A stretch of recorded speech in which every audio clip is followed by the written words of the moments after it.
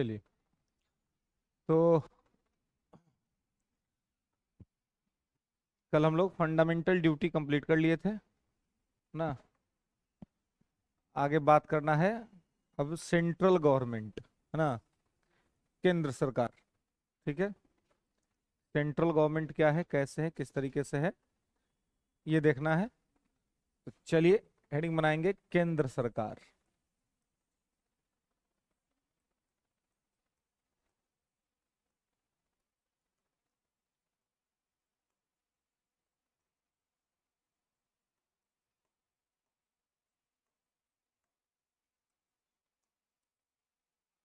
Central government, केंद्र सरकार,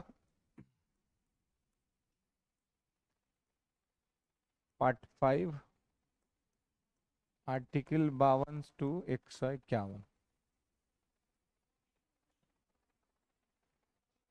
ठीक है, 52 से 151 केंद्र सरकार, या इसको संघ सरकार भी कहा जाता है ना।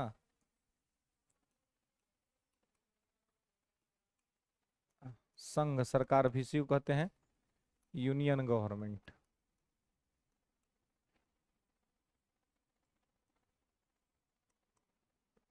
है ना।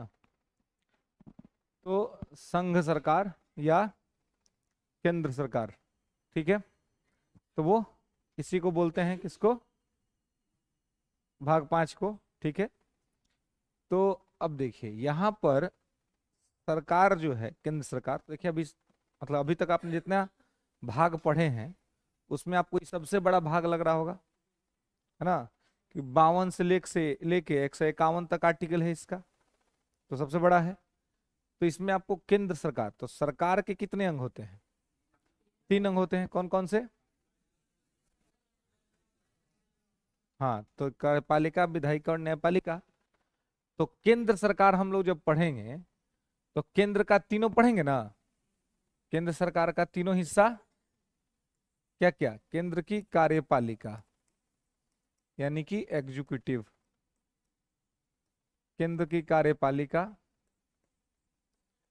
फिर पढ़ेंगे केंद्र की विधायिका, लेजिस्लेटिव,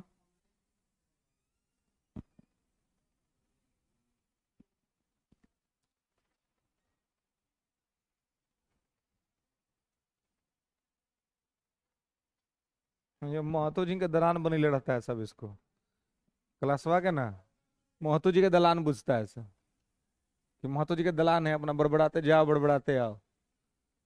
बात, अरे क्लास का कोई डिसिप्लिन ना होता है, तो एगो यहाँ का सिस्टम इतना खराब है, उनमें से कोई आएगा जाएगा, है ना, कौन उनके वॉशरूम का दरवाजा खुलेगा, इन्हें से सब ताकेगा उन्हें, कौन खोला, कौन घुसा, कौन आया,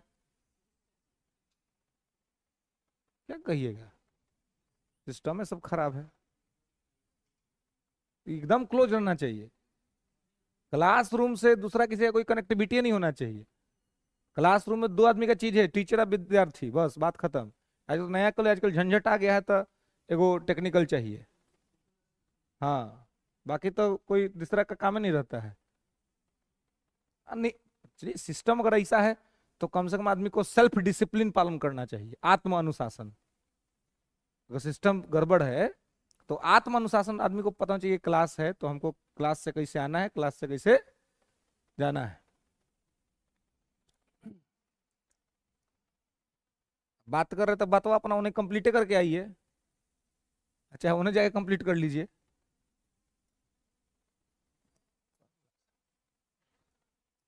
ये सब कौन सिखाएगा किसको, ये सबसे मैनर होता है, माता पिता, घर परिवार, स्कूल कॉलेज में आदमी सीखता है, कोचिंग सिखाने का जगह थोड़ी है। तो कार्यपालिका, विधायिका और न्यायपालिका, एग्जीक्यूटिव, लेजिस्लेटिव और जुडिशियरी। तो एग्जीक्यूटिव जो है, कार्यपालिका, विधायिका और न्यायपालिका, तो अब केंद्र की कार्यपालिका, सेंट्रल एग्जीक्यूटिव, कार्यपालिका का काम क्या होता है जी, कानून को लागू करना, एग्जीक्यूशन ऑफ लॉ, ये कानून को लागू करती है ना। इट्स इन्फोर्स द लॉ, ये क्या करती है, कानून को लागू करती है। ये विधायिका जो है ये कानून बनाती है ना। It's a formation of law institution, है ना। It's execution of law and it's formation of law and it's review of law. ये न्यायिक समीक्षा करती है। क्या करती है, ये न्यायिक समीक्षा करती है, जुडिशियल रिव्यू, है ना। ये क्या करती है, न्यायिक समीक्षा करती है, ठीक है, जुडिशियल रिव्यू करती है। तो इसको ध्यान रखना है। It's a law enforcement institution, it's a law formation institution and it's a law review institution। ये कानून बना लागू करेगी, कानून बनाएगी और ये कानून की समीक्षा करेगी। तो केंद्र सरकार में इन तीनों को पढ़ना है। तो केंद्र की कार्यपालिका, सेंट्रल लेजिस्लेटिव। तो देखिए कार्यपालिका जो होता है ना, कार्यपालिका दो तरह का होता है। कार्यपालिका दो तरह का होता है। एक होता है अस्थाई कार्यपालिका, एक होता है अस्थाई कार्यपालिका, ठीक है। अस्थाई कार्यपालिका का मतलब है, परमानेंट एग्जीक्यूटिव का मतलब है अधिकारी, ऑफिसर, पुलिस, कलेक्टर, एसपी, है ना, सचिव, सेक्रेटरी, जो सीनियर आईएएस लोग बनते हैं, ये अस्थाई कार्यपालिका है। अस्थाई कार्यपालिका इनको इसलिए कहते हैं कि जब नौकरी हो जाएगा, तो यूपीएससी में नौकरी होगा तो कम से कम 65 साल के लिए हो जाएगा, अब बीपीएससी में होगा तो 62 साल के लिए हो जाएगा, ठीक है। तो कहने का मतलब है कि तो ये हमेशा ना रहेगा, ये 5-5 साल पे बदलेगा थोड़ी। तो जो हमेशा अस्थाई कार्यपालिका में रह जाता है तो वो हो गया परमानेंट एग्जीक्यूटिव, जो अधिकारी लोग होता है, पुलिस का आदमी सब होता है या प्रशासन का आदमी सब होता है। अस्थाई होता है मंत्री लोग, जैसे कि अब मोदी जी हैं, अब प्रधानमंत्री, तो ये कार्यपालिका का हिस्सा है लेकिन अस्थाई है। पहले 14 में जीत गया, तो फिर 19 में जीतने के लिए मेहनत किए कि 19 हमको जिता दो। तो इनका वैलिडिटी 5 साल का रहता है कि एक बार जीत गया तो 5 साल, तो फिर 19 जीत गए तो फिर 5 साल रह गए, अब फिर 24 में जोड़ लगाए कि जीतना है। तो जीतेंगे तब ना बनेंगे, और नहीं बने जीते तो तुरंत विदाई हो जाएगा, विदाई समारोह का आयोजन हो जाएगा, है ना, जाना पड़ जाएगा घरे, वापस गुजरात। तो अब दिक्कत क्या है, तो यहां पर आप देखिए कि अस्थायी कार्यपालिका जो है उसका चुनाव प्रत्येक 5-5 साल पे होता है ना, 5-5 साल पे उसका चुनाव होता है। अब 5-5 साल के बाद तय होता है कि कौन होगा अस्थायी कार्यपालिका, ठीक है। और अस्थायी कार्यपालिका तो चुनाव जो जीतता है वो बनता है, लेकिन वही मान लीजिए 2014 में जिसका सिलेक्शन हो गया होगा वो रिटायर कर जाएगा वही है, अब वो करेगा 2050 तक रिटायर्ड। अब उसके टाइम में कितना को सरकार आएगी या कितना को सरकार जाएगी। तो इसीलिए जो अधिकारी लोग होता है वो परमानेंट एग्जीक्यूटिव होता है, और जो मंत्री लोग होता है ये टेम्पररी होता है।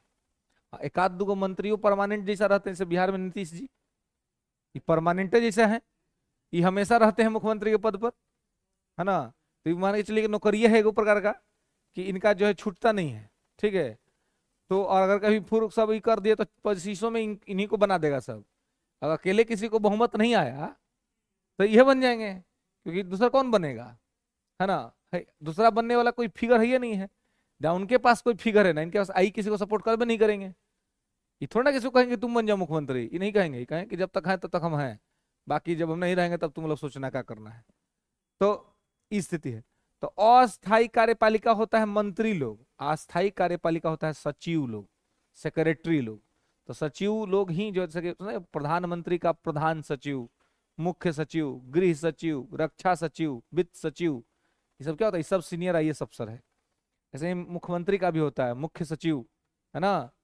तो ये सब, तो ये लोग भी कार्यपालिका का हिस्सा है। तो ये लोग क्या है, ये लोग अस्थायी कार्यपालिका है ना। ये लोग क्या, सॉरी अस्थाई है, जो अधिकारी लोग क्या है अस्थाई है, और जो मंत्री लोग हैं ये क्या है अस्थाई, ठीक है। तो यहां पर जो कार्यपालिका है केंद्र सरकार में, ये मुख्यतः अस्थायी कार्यपालिका के बारे में है।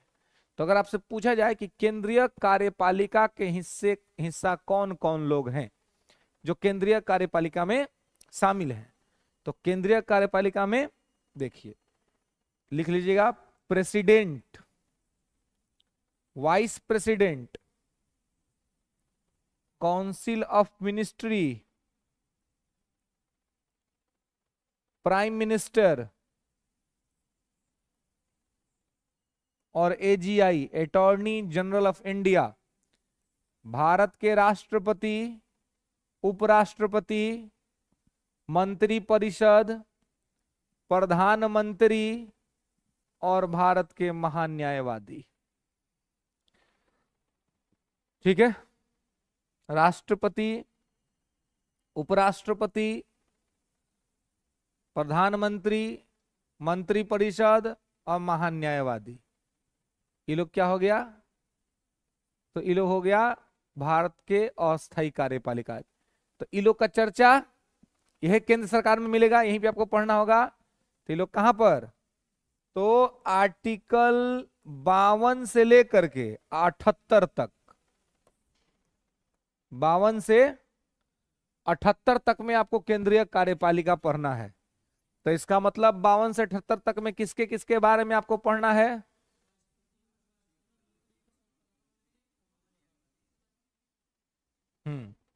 ठीक है। उसके बाद है विधायिका। तो भारत की विधायिका कौन है, ये भी सवाल आपसे पूछा सकता है। संसद है। भारत की विधायिका संसद है। इंडियन लेजिस्लेचर संसद है। कैसे? तो संसद ही है जो पूरे देश के लिए कानून बनाती है। तो विधायिका का काम है कानून बनाना। तो देश के लिए कानून कौन बनाता है? संसद बनाती है। तो संसद क्या हो जाएगी? विधायिका हो जाएगी। कोई दिक्कत नहीं ना, ध्यान रखेंगे। ठीक है, तो ये कानून बनाती है, क्या हो जाएगी? विधायिका हो जाएगी संसद। तो इसका मतलब कि आपको यहां पर संसद के बारे में पढ़ना होगा। तो संसद आपको पढ़ना होगा आर्टिकल 79 से लेकर के 123 तक में। इसमें आपको लोकसभा, राज्यसभा, लोकसभा अध्यक्ष, राज्यसभा के सभापति, कानून कैसे बनता है, ये सब चीज आपको, धन विधेयक, वित्त विधेयक, बजट, ये सब चीज आपको 79 से 123 के बीच में पढ़ना है। ठीक है। अब उसके बाद है न्यायपालिका। तो केंद्रीय न्यायपालिका कौन है? सुप्रीम कोर्ट, सर्वोच्च न्यायालय। सर्वोच्च न्यायालय जो है वो केंद्रीय न्यायपालिका है, सेंट्रल जुडिशरी है ना। तो केंद्रीय न्यायपालिका है सर्वोच्च न्यायालय। ठीक है, सुप्रीम कोर्ट जो है वो केंद्रीय न्यायपालिका है। तो इसके बारे में आपको पढ़ना है इसी संविधान के भाग 5 में ही, आर्टिकल 124 से 147 के बीच में। 124 से 147 क्या हो जाएगा? सेंट्रल जुडिशरी हो जाएगा, सुप्रीम कोर्ट। ठीक है। अब अभी भी और बच गया 3-4 गो आर्टिकल, 47, 148, 149, 150, 151, है ना, 50 तक। तो आप देखेंगे कि यहां पर जो है इसके बाद आता है CAG, CAG, comptroller and auditor general, नियंत्रक एवं महालेखा परीक्षक। तो नियंत्रक एवं महालेखा परीक्षक का आर्टिकल 148 से लेकर के 151 तक। ठीक है, तो यहां पे इसको ध्यान रखेंगे। ठीक है, कि 148 से 151 तक। ठीक है, चलिए। तो इस प्रकार से संविधान के भाग 5 में इन सभी चीजों को आपको पढ़ना है, समझना है। क्लियर है? कोई दिक्कत?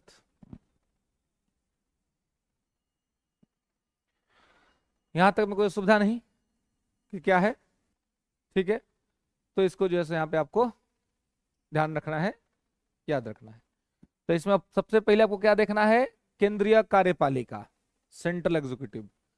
तो सेंट्रल एग्जीक्यूटिव का जो प्रमुख है वो है भारत का राष्ट्रपति, प्रेसिडेंट ऑफ इंडिया, है ना।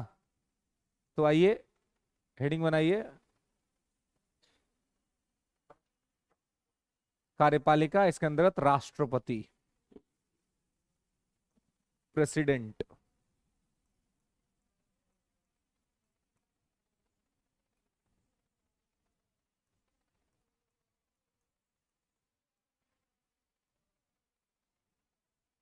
राष्ट्रपति,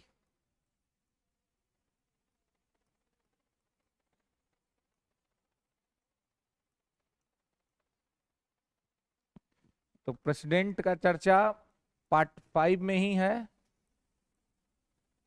आर्टिकल 52 से 62, 52 से 62 तक में डायरेक्ट राष्ट्रपति है ना। ओके, चलिए, तो इसमें पहला आर्टिकल 52, आर्टिकल 52 कहता है भारत का एक राष्ट्रपति होगा, भारत का एक राष्ट्रपति होगा। There shall be a president of India, there shall be a president of India, Bharat का एक राष्ट्रपति होगा। ठीक है, तो इसका मतलब कि राष्ट्रपति का पद संवैधानिक पद है, संविधान में इसके बारे में लिखा हुआ है। अब नोट करके कुछ पॉइंट्स लिख लेंगे, कुछ बातें लिख लेंगे, लिखेंगे कि राष्ट्रपति भारत का संवैधानिक प्रमुख है, राष्ट्रपति भारत का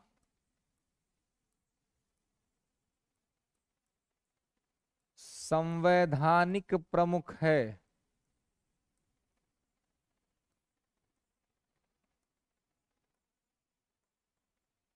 संवैधानिक प्रमुख है। ठीक है, president is the constitutional head of the India. ठीक है, संवैधानिक प्रमुख है। यह नाम मात्र का प्रमुख है, इट्स ओनली नॉमिनल हेड, नाम मात्र का प्रमुख है, नाम मात्र का प्रमुख है, यानी कि वास्तविक नहीं। वास्तविक प्रमुख कौन होता है, प्रधानमंत्री। नाम मात्र का प्रमुख है, it's only nominal head. Real head prime minister होता है, ये नॉमिनल हेड है। ठीक है, नाम मात्र के प्रमुख हैं, ध्यान रखना है ना। इसलिए इनको कहते हैं कि फूफा जी हैं घर के, है ना। घर के फूफा जी हैं, आए हैं तो टाइम पर चाय नाश्ता पानी खिलाइए पिलाइए इनको।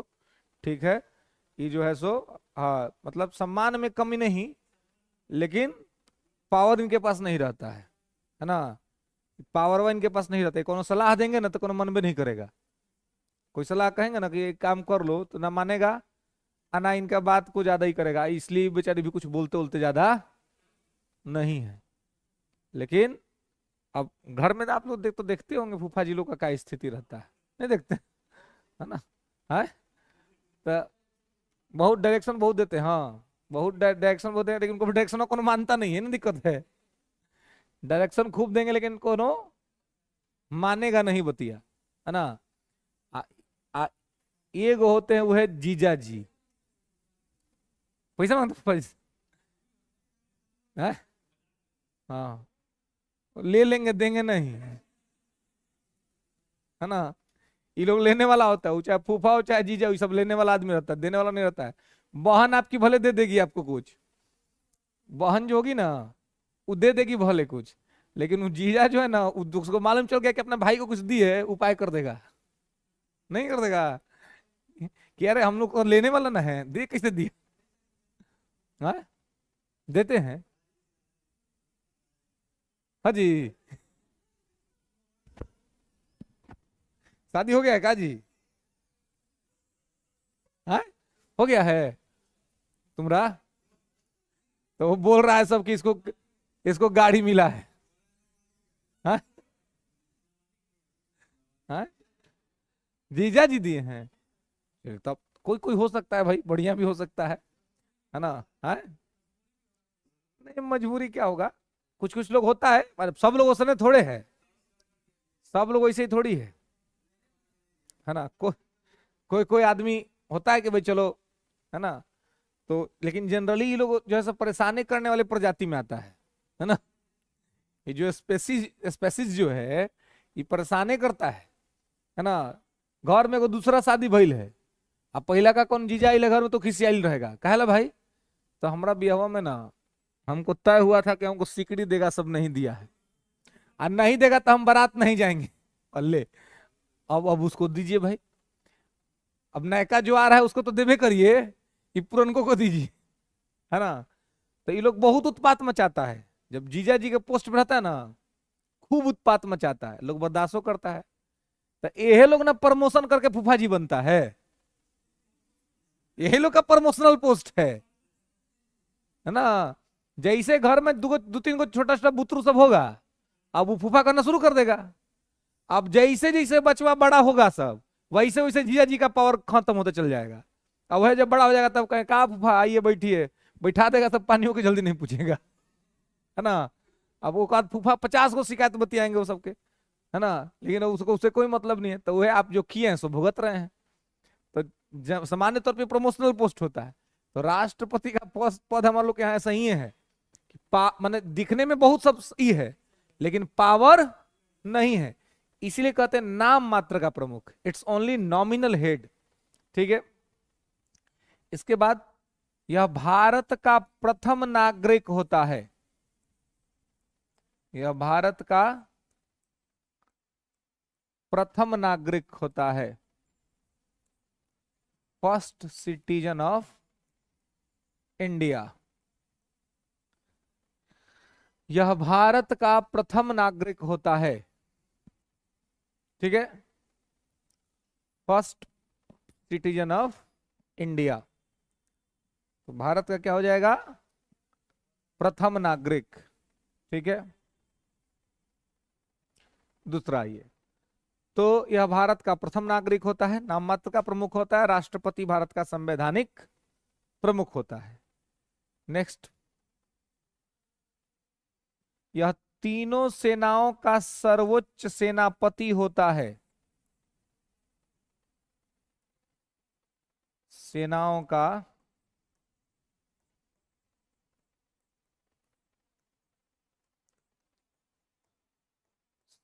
सर्वोच्च सेनापति होता है।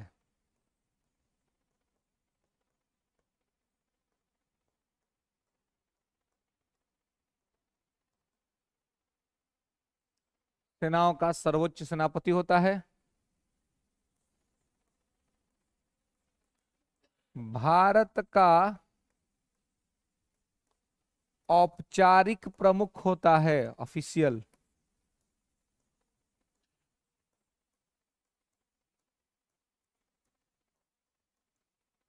भारत का औपचारिक प्रमुख होता है, ठीक है। तो संवैधानिक प्रमुख है, नाम मात्र का प्रमुख है, भारत का पहला नागरिक है, सेनाओं का सर्वोच्च सेनापति है, और भारत का औपचारिक प्रमुख है। ठीक है, तो यहाँ पे इसको आपको ध्यान रखना है कि ये सब जो है सो, ये सब फीचर किसका है? राष्ट्रपति का है। ठीक है, संविधान में चर्चा है तो ये सारी चीजें। सेनाओं का सर्वोच्च सेनापति का है तो इसलिए क्योंकि इसके आदेश के बिना कहीं से युद्ध शुरू नहीं होगा आपका, आना युद्ध विराम होगा, यही आदेश देता है तो युद्ध शुरू होता है, यही कह देगा तो युद्ध विराम हो जाएगा। ठीक है, तो ये सारी पावर जो है सो इसके पास होते हैं। ठीक है, इसलिए कहा था कि संवैधानिक प्रमुख होता है, क्योंकि संविधान में कार्यपालिका का सबसे बड़ा स्थान इसी का है। ठीक है, आगे आइए आर्टिकल 53।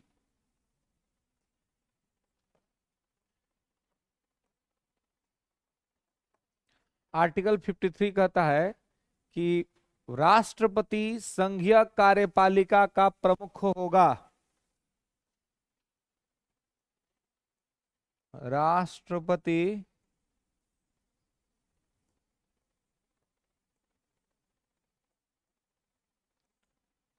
संघीय कार्यपालिका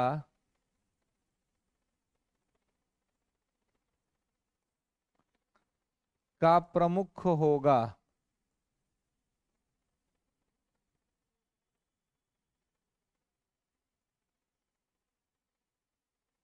राष्ट्रपति संघीय कार्यपालिका का प्रमुख होगा। President shall be head of the union executive. ठीक है। और और संघ की समस्त कार्यपालिका शक्ति और संघ की समस्त कार्यपालिका शक्ति राष्ट्रपति में निहित होगी।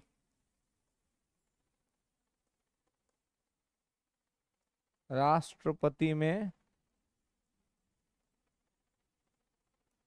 निहित होगी।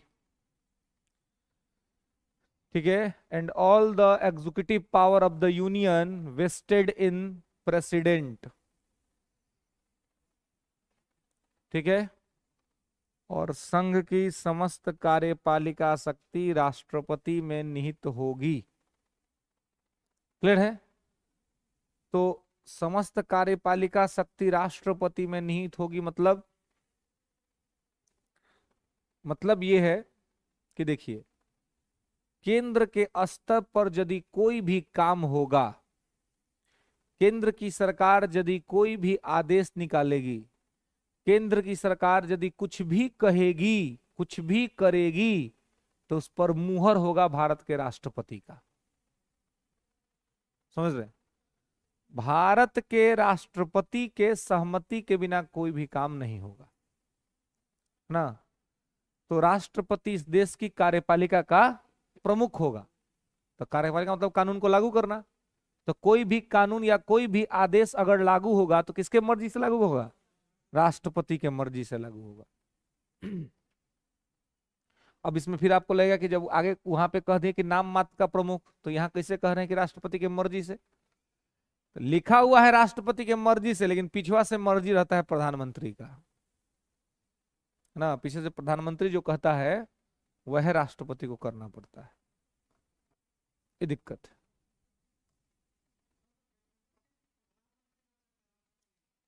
हाँ, राष्ट्रपति तो किसी स्थिति में नहीं करेंगे। प्रधानमंत्री ही कहीं करेंगे तो प्रधानमंत्री ही कर सकते हैं, राष्ट्रपति नहीं। ठीक है। तो राष्ट्रपति संघीय कार्यपालिका का प्रमुख होगा और संघ की समस्त कार्यपालिका शक्ति राष्ट्रपति में निहित होगी। कोई दिक्कत? तो समस्त शक्ति राष्ट्रपति में निहित होगी, इसका मतलब यह है कि केंद्र के स्तर पर से कोई भी यदि आदेश निकाला जाता है तो यही आदेश निकालता है ना। कौन? राष्ट्रपति यही आदेश निकालता है। इसी के निकाले गए आदेश भी होता है? कौन सहमत नहीं होगा? राष्ट्रपति एक बार पुनर्विचार के लिए भेज सकता है। अगर सरकार उसमें सुधार कर दी तो ठीक है, नहीं सुधारी ऐसे ही भेज दी तो फिर राष्ट्रपति खुद ही मानने के लिए बाध्य है। राष्ट्रपति को खुद ही मानना पड़ेगा। ठीक। हाँ, बिल्कुल जरूरी है, बिल्कुल जरूरी है कि मान ले। अगर वो रिव्यू के लिए भेज दिए किसी चीज को और वो आ गया राष्ट्रपति, तो राष्ट्रपति उसको टाल नहीं सकता, उसको उनको मानना ही है। अगर वो सुधार करके आए या सुधार किए बिना आए तो मानना पड़ेगा। इसने कहा कि फूफा जी हैं, पौरवा नहीं है ना। तो यहाँ पे इसको ध्यान रखें। अरे देश में इतना कुछ होता है, कभी सुनते हैं कि देश में बेरोजगारी पर राष्ट्रपति से सवाल पूछा गया हो, महंगाई पर पूछा गया हो, कोई समस्या पर पूछा गया हो? आज तक किसी भी राष्ट्रपति से नहीं। क्यों? पावर नहीं है। वो क्या करेंगे, इसलिए कोई पूछता ही नहीं है उनसे। चाहे राज्य में राज्यपाल से पूछा जाता है कभी कि बिहार में उद्योग धंधा कहाँ नहीं आ रहा बताइए, नीतीश जी से पूछा जाता है, क्योंकि राज्यपाल साहब का कोई पावर नहीं है। तो जिनके पास पावर है सवाल उन्हीं से पूछा जाता है, दूसरा किसी से सवाल।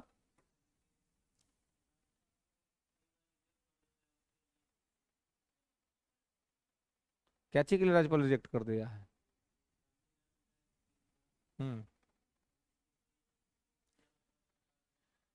देखिए, अगर अगर कोई कानून ऐसा है जो देश के कंडीशन को, राज्य के एकता और अखंडता को तोड़ने वाला कोई राज्य सरकार ने कोई कानून बना दिया, तो राज्यपाल के पास पावर है कि राज्यपाल उसको राष्ट्रपति के विचारार्थ सुरक्षित रख ले। वो कह देगा कि इस विधेयक को हम पास नहीं करेंगे, कि राष्ट्रपति इस पर विचार करेंगे तब इसमें कुछ होगा। तो राज्यपाल डिस्टर्ब कर सकता है थोड़ा, अगर चाह दे तो, लेकिन राज्य के विकासात्मक कार्यों की जिम्मेवारी तो राज्य सरकार की ही है, उसमें राज्यपाल क्या करेगा। इसलिए राज्यपाल से ये सब नहीं पूछा जाता है कि राज्य में विकास कहाँ नहीं हो रहा है, चाहे कुछ नहीं हो रहा है। वो जवाबदेही नहीं है उसकी, जवाबदेही मुख्यमंत्री की है। जनता ने उनको चुना है, उनके पास पावर है। और यहाँ पर भी नियम कहता है कि राज्यपाल मुख्यमंत्री के सलाह पर काम करेगा। लेकिन बहुत बार अब राज्यपाल की नियुक्ति केंद्र से होती है, तो जहां पर मान लीजिए कि सेम पार्टी गवर्नमेंट है, केंद्र की पार्टी ही अगर राज्य में भी शासन कर रही है, तो वहां पर दिक्कत नहीं होता है। लेकिन केंद्र में अलग पार्टी या राज्य में अलग पार्टी, तब दिक्कत हो जाता है। वो चाहे तमिलनाडु हो चाहे बंगाल हो, है ना। बिहार में अभी नहीं, उस समय जब बिहार में महागठबंधन की सरकार थी तब अलग अलग था, लेकिन अब तो सेम ही हो गया है। तो ये लोग से सवाल नहीं पूछा जाता है। जैसे केंद्र में कार्यपालिका का प्रमुख राष्ट्रपति है, वैसे राज्य में कार्यपालिका का प्रमुख राज्यपाल है ना। जैसे केंद्र में राष्ट्रपति प्रधानमंत्री के सिफारिश पर काम करेगा, वैसे राज्य में राज्यपाल मुख्यमंत्री के सिफारिश पर काम करेगा। इसलिए केंद्र में जैसे नॉमिनल हेड प्रेसिडेंट है, वैसे नॉमिनल हेड राज्य में राज्यपाल है। और केंद्र में जैसे रियल हेड प्राइम मिनिस्टर है, वैसे राज्य में रियल हेड चीफ मिनिस्टर है। ठीक है। तो वही 53 कहता है कि राष्ट्रपति संघीय कार्यपालिका का प्रमुख होगा, कोई भी आदेश ऑर्डर इसके नाम से निकलेगा, है ना। और संघ की समस्त कार्यपालिका शक्ति राष्ट्रपति में निहित होगी। ठीक है, क्लियर है, कोई दिक्कत? तो यहां पे इसको ध्यान रखेंगे। आगे आइए,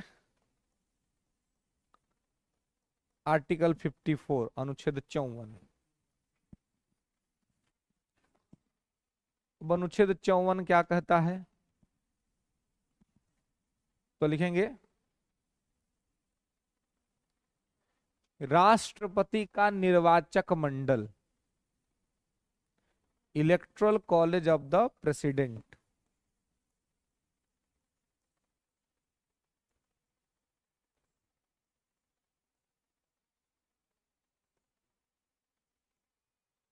राष्ट्रपति का निर्वाचक मंडल, electoral college of the president. अभी राष्ट्रपति का इलेक्टोरल कॉलेज क्या होता है? तो जो लोग राष्ट्रपति को चुनते हैं, राष्ट्रपति का निर्वाचन करते हैं, उनको कहा जाता है इलेक्टोरल कॉलेज, है ना। तो लिखेंगे कि राष्ट्रपति के निर्वाचन करने वाले लोगों,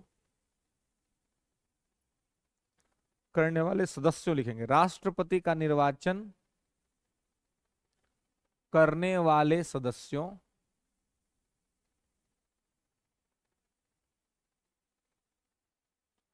अथवा राष्ट्रपति के चुनाव में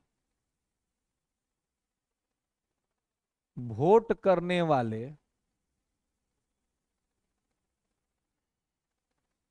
राष्ट्रपति के चुनाव में वोट करने वाले सदस्यों का समूह होता है।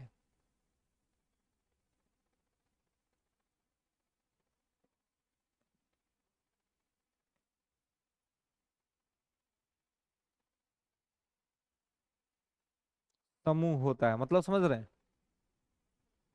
कि निर्वाचक मंडल में वही लोग होता है जो राष्ट्रपति के चुनाव में वोट करता है।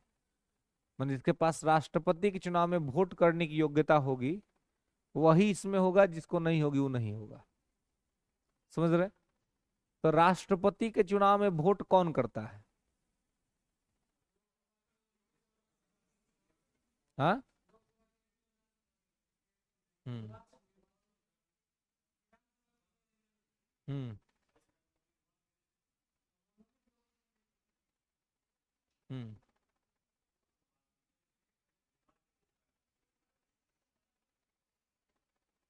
आते उस पर बाद में, अभी तो निर्वाचक मंडल का बात है, पहले नहीं। इसके बाद है आर्टिकल 55 में लिखा हुआ है राष्ट्रपति के निर्वाचन की प्रक्रिया। ये केवल, हाँ। हम्म। हम्म। पार्टी अपना उम्मीदवार बनाती है वहां पर भी। हाँ, तो पार्टी उम्मीदवार बनाती है, उसकी योग्यता होती है कि कौन किसके पास योग्यता होगा वो बनेगा। तो आर्टिकल 58 में है राष्ट्रपति पद की योग्यता, कि राष्ट्रपति बनने के लिए, चुने जाने के लिए आपके पास क्या क्या योग्यता होना चाहिए, है ना, क्या क्या होगा तो होगा। आते हैं उस कॉर्नोलॉजी में, आते हैं तो फिर आपको बताते हैं, ठीक है। तो ऐसे सामान्य तौर पे सभी पार्टी जो होती हैं वो राष्ट्रपति के लिए अपना ये करती हैं, लेकिन अब दो ही को उम्मीदवार रहता है, एगो पोजीशन से एगो अपोजिशन से, क्योंकि नियम सब बहुत कठोर हो गया। इसलिए कह रहे हैं कि आगे आएंगे तो उसको समझिएगा, क्योंकि आगे को बात होगा प्रस्तावक और अनुमोदक का, है ना, कि राष्ट्रपति का चुनाव अगर लड़ना है तो आपको 50 गो प्रस्तावक और 50 गो अनुमोदक होना चाहिए। आई 50 गो प्रस्तावक 50 गो अनुमोदक कौन है, या तो सांसद हो चाहे वो विधायक हो, यानी कि जिसके पास वोट लेने का योग्यता हो, देने का योग्यता हो, वही बन सकता है। तो 50 गो सांसद 50 गो विधायक अगर कोई अपने पक्ष में खड़ा कर सकता है, तो समझिए कि किसी राज्य का सरकार गिरा सकता है, बना सकता है, ऐसा पावरफुल आदमी होगा। तो पहले ही नियम नहीं था। पहले नहीं होने से कहा था कि बहुत सारा आदमी, किसी विधायक का एमपी के चुनाव में सब 50 गो खड़ा हो जाता है, वैसे राष्ट्रपतियों के चुनाव में 50 गो खड़ा हो जाता था, वोट कटवा सब। तो सोचा कि ऐसा कर दे कि भाई नॉन सीरियस टाइप का आदमी खड़ा ही ना हो पाए, तो पहले ही कर दिया 50 गो प्रस्तावक 50 गो अनुमोदक। अब जिसके पास ही होगा वह जाएगा इलेक्शन कमीशन के सामने कहने कि हम चुनाव लड़ेंगे, नहीं होगा तो कहिए नहीं पाएगा। इसलिए अब वर्तमान में अब देखिएगा पिछले कुछ वर्षों से कि दो ही को कैंडिडेट होता है, एगो पोजीशन का, एगो अपोजिशन का, है ना, सत्ता पार्टी का और विपक्षी पार्टी का। अभी इस बार ही जो हुआ था, द्रौपदी मुर्मू इधर से थे, उधर से यशवंत सिन्हा थे। उससे पहले आप आएंगे जब रामनाथ कोविंद चुने गए थे, तब मीरा कुमार थी बिहार से, मीरा कुमार को रखा गया था पोजीशन में। उससे पहले चलिए 2012 के राष्ट्रपति चुनाव, तो वहां पर प्रणब मुखर्जी थे, कांग्रेस का सरकार था, उन्होंने प्रणब मुखर्जी को उम्मीदवार बनाया। अब विपक्ष से ही बीजेपी एनडीए ने पीए संगमा को बनाया था, है ना। तो ऐसे दो ही उम्मीदवार अब होते हैं। लेकिन 90 के दशक से पहले में आप जाइएगा तो राष्ट्रपति के चुनाव में भी 12-15 उम्मीदवार खड़ा हो जाता था, क्योंकि वहां पर कोई ये नहीं था कि आपको ये होगा तभी आप लड़ सकते। तो कर दिया 50 गो प्रस्ताव 50 गो अनुमोदक। तो इसलिए दोनों पार्टी में से, दोनों पार्टी अपना एक एक कैंडिडेट दे देती है, एक विपक्ष अपना दे देता है, सत्ता पक्ष अपना दे देता है, और उसमें से कोई एक आदमी जीतता है। तो वही यहाँ पे होता है 54 में, कहता है राष्ट्रपति का निर्वाचक मंडल, कि राष्ट्रपति के निर्वाचन में कौन कौन वोट करेंगे।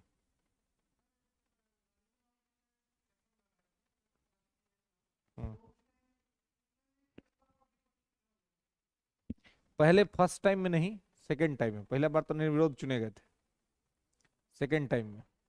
हाँ, 2 बार, भारत के एकमात्र राष्ट्र जो 2 बार राष्ट्रपति रहे हैं, है ना। वो तो चाहते तो तीसरो बार रह जाते, तीसरो बार रह जाते, लेकिन नेहरू जी के साथ उनका मतभेद हो जाता था, इसलिए वो अपना सोचे कि भाई चलो हम साइड हो जाते हैं, तो हट गए थे। और राजेंद्र प्रसाद जो राष्ट्रपति थे ना, वो फूफा जी वाला राष्ट्रपति नहीं थे, वो जीजा जी वाला राष्ट्रपति थे। वो प्रधानमंत्री कहते थे कि हमारी बात सुनो, है ना। माने नेहरू जी ही नहीं था कि डरा सकते थे राजेंद्र प्रसाद को, ना। एक एक राष्ट्रपति ऐसे हुए हैं कि वो प्रधानमंत्री पर हावी हो गए हैं, है ना।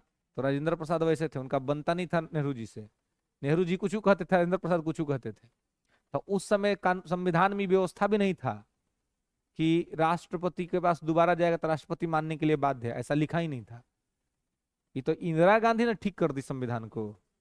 42वां संविधान संशोधन में इंदिरा गांधी ने ये ऐड कर दिया कि अगर दोबारा जाएगा तो राष्ट्रपति मानने के लिए बाध्य है। कि इंदिरा जी को डर हो गया कि कहीं हमारा मिल जाएगा राजेंद्र प्रसाद जैसा राष्ट्रपति को, तो दिक्कत हो जाएगा, है ना।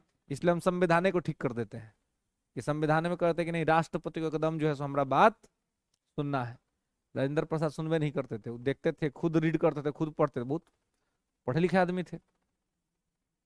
राजेंद्र प्रसाद पूरे संविधान सभा में राजेंद्र प्रसाद से ज्यादा योग्य कोई था ही नहीं। बहुत योग्य आदमी, मतलब कुछ भी बन सकता था, लेकिन वो लोग बहुत योग्यता, मतलब पढ़ाई लिखाई के मैटर में वो बहुत ही योग्य आदमी थे। अब वहां पर अब क्या हुआ कि उनको संविधान सभा का इसलिए अध्यक्ष बनाया गया था। संविधान सभा के अध्यक्ष थे, पूरा संविधान सभा उन्हीं के अंडर में काम कर रही थी। तो कहा जाता है कि एक बार राजेंद्र प्रसाद अमेरिका यात्रा पर गए थे, और अमेरिका गए तो महत्वपूर्ण बात समझिए कि बिहार का आदमी, राजेंद्र प्रसाद बिहार के, पहले सारण जिला में पड़ता था, अब सिवान जिला में पड़ता है उनका गांव जीरादेई। सिवान में जीरादेई एक गांव है, जीरादेई में उनका जन्म हुआ था। तो बिहार का आदमी अमेरिका जाता है और अमेरिका के संविधान में उसके अंग्रेजी में गलती निकाल देता है, इंग्लिश में गलती। ये योग्यता थी राजेंद्र प्रसाद की कि अमेरिका गए तो अमेरिका के संविधान में अमेरिका के राष्ट्रपति को कहा कि साहब, आप लोग झूठो कहते हैं कि आप लोग अंग्रेजी के बहुत बड़ा विद्वान हैं, आप लोग को ग्रामर नहीं आता है। बोले क्यों? बोले संविधान देखिए आपका, आपका ग्रामर ठीक नहीं है। और महत्वपूर्ण बात अमेरिका की ये रही कि अमेरिका आज भी इस बात को याद रखे हुए है, और उसके प्रेसिडेंट हाउस में वो लिखा हुआ है कि क्या रिफॉर्म करके गए थे राजेंद्र प्रसाद। राजेंद्र प्रसाद ही वो विद्यार्थी थे आज तक के इतिहास में जिनके नोटबुक पर लिखा गया कि examiner is better than examinee. दूसरा कोई नहीं आज तक पढ़ाकू हुआ देश में। वो भी कौन लिखा? अंग्रेज प्रोफेसर लिखा।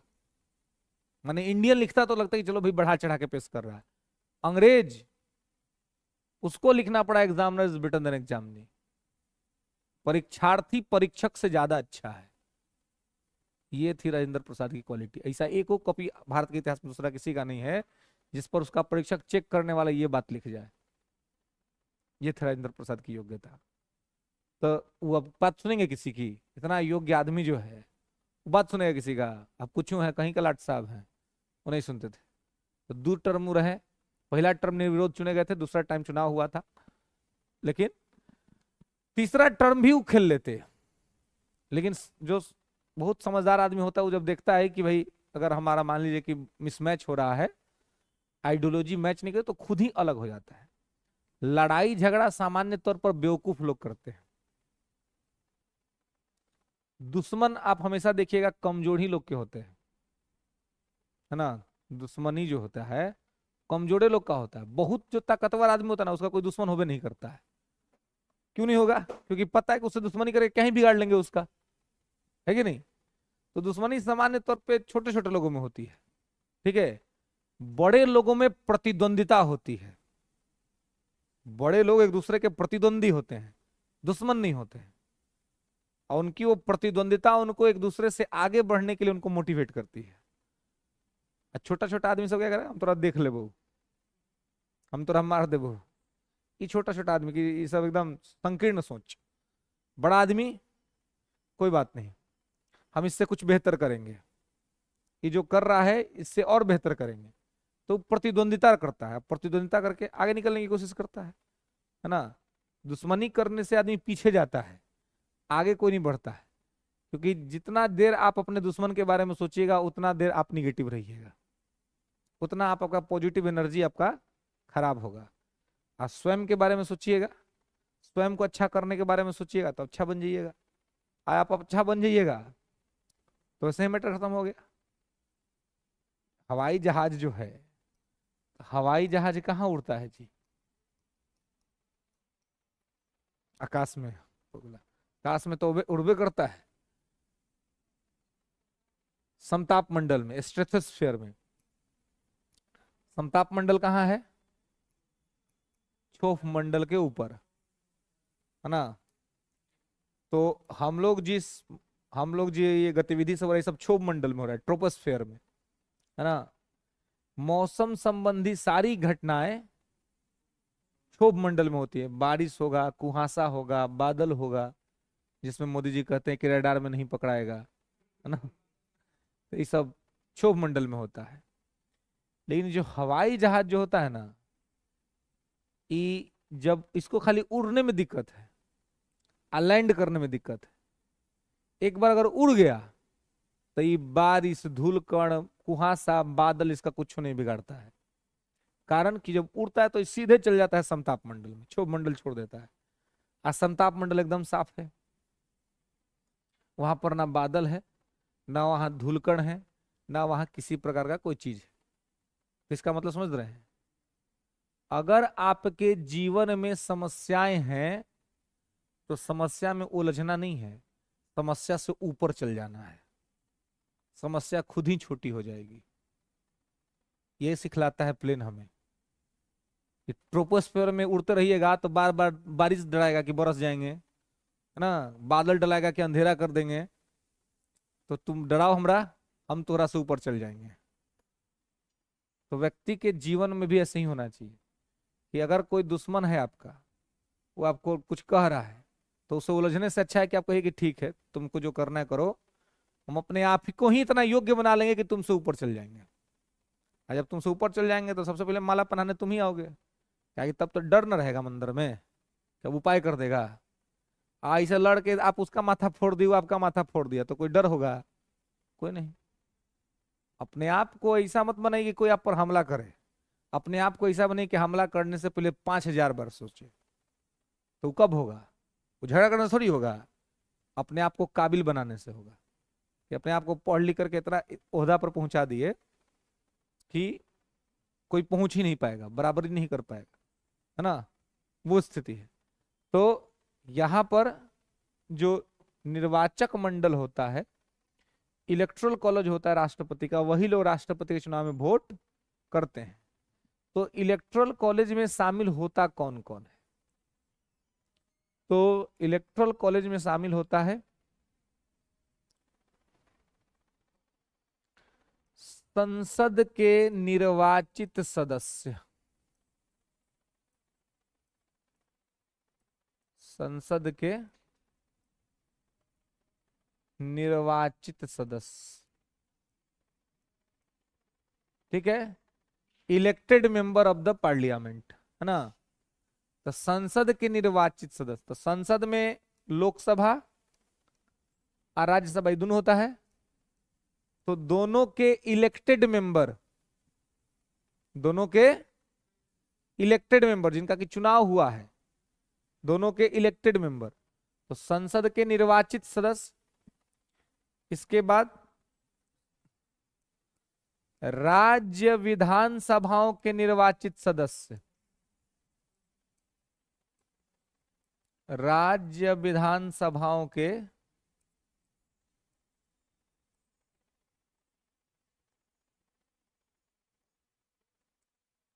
राज्य विधानसभाओं के निर्वाचित सदस्य, मतलब कि सभी राज्यों के MLA, member of legislative assembly, सभी राज्यों के एमएलए, नॉट एमएलसी। एमएलसी राष्ट्रपति के चुनाव में भाग नहीं लेते हैं, एमएलए लेते हैं, है ना, मेंबर ऑफ लेजिस्लेटिव असेंबली, ठीक है। तो मेंबर्स ऑफ लेजिस्लेटिव असेंबली जो हैं वो भाग लेते हैं, मेंबर ऑफ लेजिस्लेटिव काउंसिल भाग नहीं लेते हैं। एमएलसी लोग भाग नहीं लेते हैं, एमएलए लोग भाग लेते हैं राष्ट्रपति के चुनाव में, ठीक है। कोई दिक्कत? तो यहां पे इसको ध्यान रखेंगे। अब आप देखेंगे कि राज्य विधानसभाओं के निर्वाचित सदस्य, और फिर दिल्ली पुडुचेरी, दिल्ली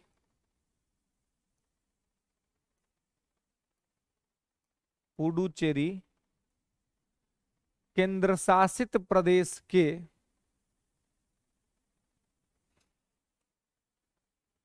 दिल्ली पुडुचेरी केंद्र शासित प्रदेश के निर्वाचित विधायक,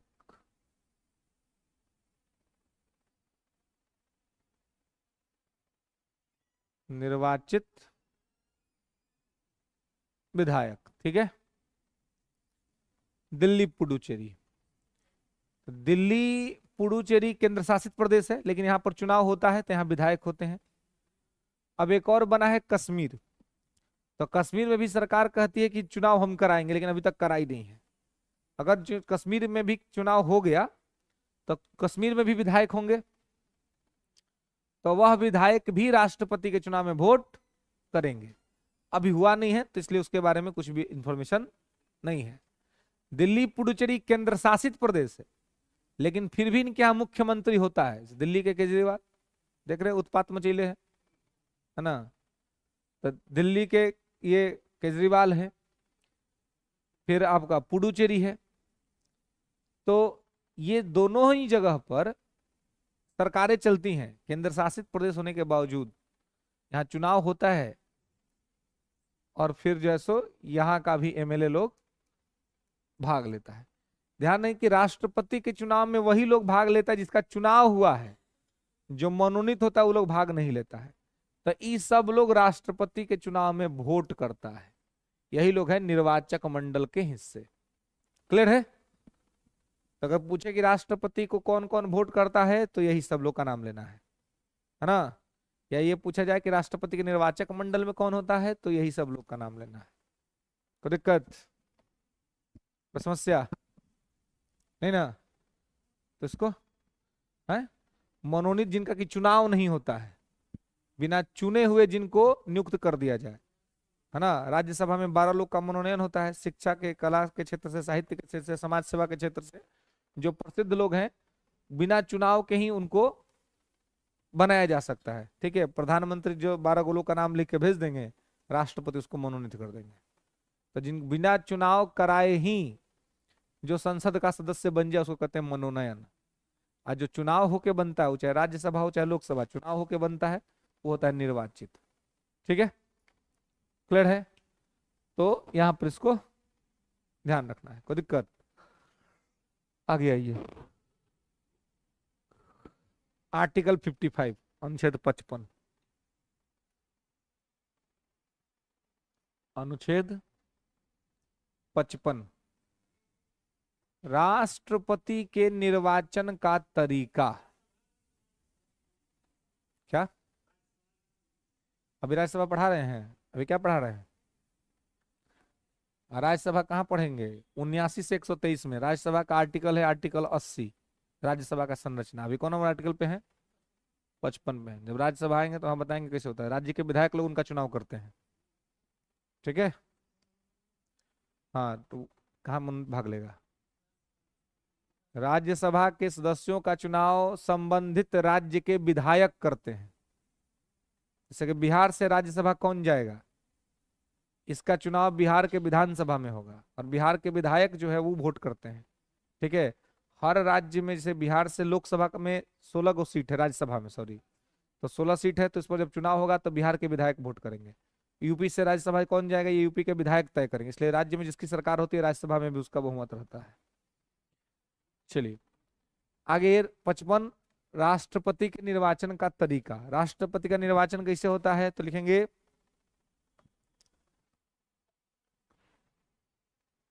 single vote transferable system with proportional representation, एकल संक्रमणीय मत पद्धति, आनुपातिक प्रतिनिधित्व के माध्यम से। कहेंगे राष्ट्रपति का निर्वाचन, राष्ट्रपति का निर्वाचन एकल संक्रमणीय मत पद्धति के द्वारा, आनुपातिक प्रतिनिधित्व के माध्यम से किया जाता है। राष्ट्रपति का चुनाव एकल संक्रमणीय मत पद्धति, आनुपातिक प्रतिनिधित्व के माध्यम से किया जाता है।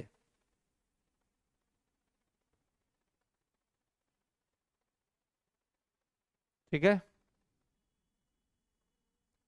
एकल संक्रमणीय मत पद्धति, single vote transferable system with proportional representation. ठीक है, एकल संक्रमणीय मत पद्धति, आनुपातिक प्रतिनिधित्व के माध्यम से। तो ये क्या होता है? राष्ट्रपति का चुनाव, और लास्ट में लिख लेंगे अप्रत्यक्ष रूप से, इनडायरेक्टली। तो वोट कौन देता है ये तो आपको पता चल गया है। वोट कौन देता है? सांसद लोग। आम लोग वोट नहीं देता है। अब है कि वोट होता कैसे है, तो ये लिख रहा है कि सिंगल वोट ट्रांसफरेबल सिस्टम, एकल संक्रमणीय मत पद्धति विथ प्रोपोर्शनल रिप्रेजेंटेशन, आनुपातिक प्रतिनिधित्व के माध्यम से। ये क्या होता है, कैसे होता है, इसको समझना है। तो देखिए ये क्या होता है, तो आप देखेंगे कि राष्ट्रपति का जो चुनाव होता है ये एकल संक्रमणीय मत पद्धति के द्वारा होता है, आनुपातिक प्रतिनिधित्व में, है ना। तो राष्ट्रपति का जब चुनाव होता है तो इसमें जब वोट देने लोग जाते हैं तो चुनाव में जितना लोग खड़ा हुआ है ना उस सबको वोट देते हैं। जैसे अभी लोकसभा का चुनाव चल रहा है, आप लोग जाते होंगे वोट देने, वोट दिए हैं कि नहीं दिया ना। तो वोट जब दिए होंगे तभी इसमें क्या होता है, इसमें ईवीएम पर जाकर के आप जिसको जिताना चाहते उसको वोट देके चल आते हैं, है ना। लेकिन राष्ट्रपति के चुनाव में जिसको जिताना चाहते हैं उसको भी वोट दीजिए, जिसको हराना चाहते हैं उसको भी वोट दीजिए, दोनों को वोट दिया जाता है। इसलिए इसको कहते हैं आनुपातिक प्रतिनिधित्व। हाँ बिल्कुल, इनडायरेक्ट जो भी चुनाव होता है उसमें ये सब होता है कि आप खड़ा हुआ जो भी लोग है ना चुनाव में उसको आपको सबको वोट देना है एक अनुपात में, ठीक है। जैसे मान लीजिए कि 3 लोग खड़ा है, ए बी और सी। अब वोट देने गया कोई, है ना, कोई डी नाम का आदमी वोट देने गया, तो वो देखेगा कि हमको कौन, हम राष्ट्रपति होना चाहिए। तो उसका फेवरेट आदमी मान लीजिए ए है, तो ए को कहेगा फर्स्ट प्रेफरेंस। ए को क्या दे देगा? First preference. एक अनुपात में ए को सबसे ज्यादा वेटेज देगा कि ए राष्ट्रपति बनना चाहिए। फिर होगा कि अब बी और सी को भी वोट देना है, तो कि चलो ए तो बनना चाहिए, अगर ए नहीं बनता है तो बी बन जाए, तो बी को ही अपना देगा सेकंड प्रेफरेंस। आज जब सी बच गया तो वोटवा तो देना है, तो चल भाई कोई नहीं बनेगा तो तू ही बन जाना, इसको थर्ड प्रेफरेंस। वरीयता इसे कहते हैं, वरीयता के आधार पर वोटिंग। एक अनुपात में वोट करने वाला सबको वोट कर रहा है, लेकिन इसका सबसे फेवरेट उम्मीदवार है ए, कि ए जीत जाए। ए नहीं जीते तो बी, नहीं तो सी, होता है ना। अभी लाइफ में क्या होता है, लोग प्रायोरिटाइज करते हैं ना, प्राथमिकता देते हैं ना। अब आप मान लीजिए कि पढ़ रहे हैं, आपका फोन बज रहा है, तो अब देखते हैं कि फोन किसका है। फोन किसी नॉर्मल टाइप का है, छोड़ो अभी पढ़ रहे हैं बाद में उठाएं, है ना। फिर फोन बजता है, अब बहुत जरूरी आप कोई चीज पढ़ रहे हैं लेकिन एकदम बहुत इंपॉर्टेंट कॉल है, नहीं रिसीव करिएगा तो जवाब देना पड़ जाएगा, हियरिंग हो जाएगी, है ना। तो अब क्या करिएगा, अब तुरंत पढ़िए छोड़ के फोन उठा लीजिएगा। ये क्या हुआ, ये हो गया प्राथमिकता, ये हो गया प्रायोरिटीज, है ना। हम कब किसका फोन उठाएंगे या कब किससे बात करेंगे ये हमारी प्राथमिकता निश्चित करता है। कितना आदमी का फोन आ रहा है, क्या कर रहा है बेकार, छोड़ो हटाओ, ये होता है। कितना आदमी का तो फोन आने का इंतजार रहता है कि यार अभी तक किया नहीं, रहता है ना, कि यार कल से इंतजार कर रहे हैं। तो वैसा आदमी का अगर फोन आ गया तो आप कुछ करिए, तुरंत आप क्या करिएगा, तुरंत उठा लीजिएगा कि भाई 3 दिन से इंतजार कर रहा, अभी तो आया इतना दिन के बाद, उठाओ, बाकी सब काम पेंडिंग में, पहले का सब बतिया लो। तो ये क्या हो गया, प्राथमिकता हो गया, प्रायोरिटीज हो गया, कि भाई हमारा जीवन में इस आदमी की प्राथमिकता है। तो वैसे राष्ट्रपति का वोट जो होता है वो प्राथमिकता के आधार पर होता है, प्रायोरिटी के बेस पर होता है ना। ये किस पे होता है, प्रायोरिटीज के बेस पर होता है कि हमको प्रायोरिटी देना है। तो प्रायोरिटी दे दिया पहले ए को, फिर बी को, अब फिर सी को, समझ रहे हैं। इसके बाद आप देखिए कि ये होता है। फिर मान लीजिए कोई गया, ई नाम का आदमी वोट देने, उसको लगा कि नहीं बी सबसे बढ़िया आदमी है, बी को बनाओ राष्ट्रपति, तो ये बी को दे देगा अपना फर्स्ट प्रेफरेंस, ए को दे देगा सेकंड प्रेफरेंस, सी को दे देगा थर्ड प्रेफरेंस। ऐसा ही ये वोट होता है, इसी को कहते हैं आनुपातिक प्रतिनिधित्व। जब लिखा ना एकल संक्रमणीय मत पद्धति आनुपातिक प्रतिनिधित्व, तो एक अनुपात में सब लोग सबको वोट करता है, ठीक है। लास्ट में एक लाइन और है, एकल संक्रमणीय, सिंगल वोट ट्रांसफरेबल। संक्रमणीय मतलब क्या होता है, संक्रमित करने वाला बीमारी कोई, जैसे कोरोना, एगो अगर छींक दिया तो आसपास बैठल सबन के हो गया, है कि नहीं। कोरोना में तो मालूम चला कि कौन किसको सबसे अधिक प्रेम करता है कि नहीं। ऐसे तो होता था ना कि तुम्हारे बिना नींद नहीं आती है, जी नहीं पाते हैं, बहुत होता था। लेकिन आप एक्चुअल में परखना है तो कहिए कि अरे हम कोरोना पॉजिटिव हो गए हैं, हम कोरोना पॉजिटिव हैं, हमको मिलने का मन कर रहा है, हमको मन कर रहा है कि हम थोड़ा मिल ले, चाय नाश्ता कर ले साथ में बैठ के, थोड़ा क्या पता भविष्य में क्या होगा नहीं होगा। तब आपको पता चल जाएगा कि सामने व्यक्ति वास्तव में आपको प्रेम करता है कि नहीं करता है। तुरंत कहेगा कि तू तो रिक्सी जोन में है, हमरा कहला डाल रहा है भाई, है हमारा तो अभी और समय बचा हुआ है, 14 दिन तुम देख लो, डॉक्टर से इलाज करा लो। जब डॉक्टर लिख ले कि अब तुम निगेटिव हो गए, अब तुमको कोई दिक्कत, तब हम मिल लेंगे, कोई दिक्कत नहीं है ना। तो कोरोना पॉजिटिव में भी अगर आपसे कोई मिलने आ जाए, उस आदमी को जीवन में मत छोड़िए कभी, क्या कि वो आदमी है जो आपको निस्वार्थ भाव से, इसका मतलब कि चाह रहा है।